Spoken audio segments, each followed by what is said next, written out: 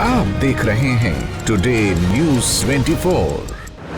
अरविंद केजरीवाल की याचिका पर सुप्रीम कोर्ट ने कही दो टूक बात। अगर हाई कोर्ट कोई गलती कर दे तो क्या सुप्रीम कोर्ट को वही दोहरानी चाहिए?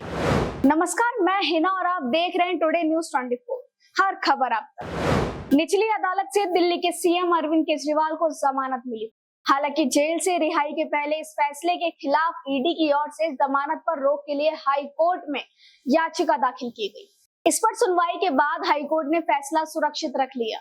हाई कोर्ट के इस स्टेप को सुप्रीम कोर्ट ने असामान्य बताते हुए कहा कि आमतौर पर ऐसे मामले में तुरंत ऑन द स्पॉट फैसला किया। इस पर सुनवाई के बाद हाई कोर्ट ने फैसला सुरक्षित रख लिया। हाई कोर्ट के इस स्टेप को सुप्रीम कोर्ट ने असामान्य बताते हुए कहा कि आमतौर पर ऐसे मामले में तुरंत ऑन द स्पॉट फैसला होता है। जब केजरीवाल के वकील अभिषेक मनु सिंघवी ने इस दौरान कहा कि जब हाई कोर्ट निचली अदालत के आदेश को देखे बिना स्टे कर सकता है तो फिर सुप्रीम कोर्ट क्यों नहीं?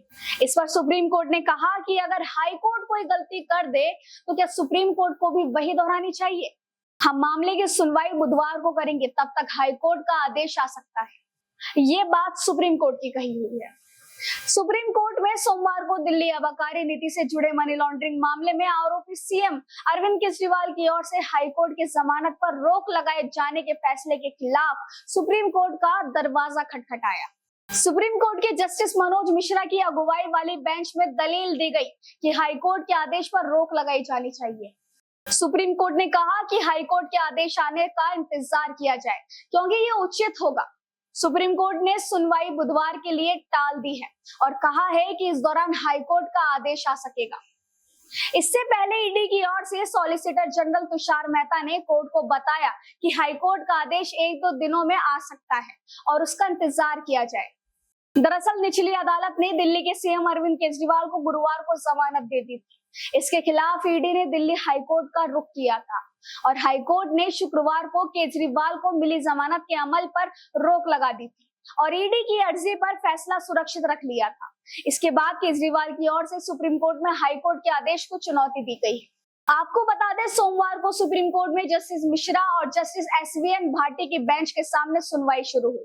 तब केजरीवाल के वकील अभिषेक मनु सिंघवी ने दलील में कहा कि ईडी ने निचली अदालत के आदेश के खिलाफ हाईकोर्ट में मेंशनिंग की और इसी दौरान हाईकोर्ट ने निचली अदालत के आदेश के अमल पर रोक लगा दी और आदेश सुरक्षित रख लिया। ये अप्रत्याशित था। निचली अदालत का आदेश हमारे फेवर में था। अगर निचली अदालत का आदेश पलट जाता तो केजरीवाल दोबारा जेल चले जाते। सुप्रीम कोर्ट ने भी अंतरिम जमानत दी थी और उसके बाद केजरीवाल ने जेल जाकर सरेंडर किया था। उनके भागने का कोई रिस्क नहीं है। अगर ईडी अर्जी हाईकोर्ट खारिज कर देती तो फिर केजरीवाल की लिबर्टी जो प्रभावित हो रही है उसका क्या हर्जाना होगा। जस्टिस मिश्रा ने इस दौरान सवाल किया कि हाईकोर्ट का आदेश कब तक आएगा? 1-2 दिन में। इस दौरान additional solicitor general SV Raju ने कहा कि आदेश 1 से 2 दिनों के भीतर आने वाला है। सिंघवी ने इस पर कहा कि केजरीवाल को अंतरिम तौर पर क्यों नहीं रिहा किया जाए क्योंकि निचली कोर्ट का आदेश केजरीवाल के फेवर में है। इस दौरान केजरीवाल की ओर से पेश वकील विक्रम चौधरी ने कहा कि निचली अदालत का आदेश तक अपलोड नहीं हुआ था और हाईकोर्ट ने ईडी के मेंशनिंग के दौरान मौखिक आदेश पारित कर निचली अदालत के आदेश के अमल पर रोक लगा दी।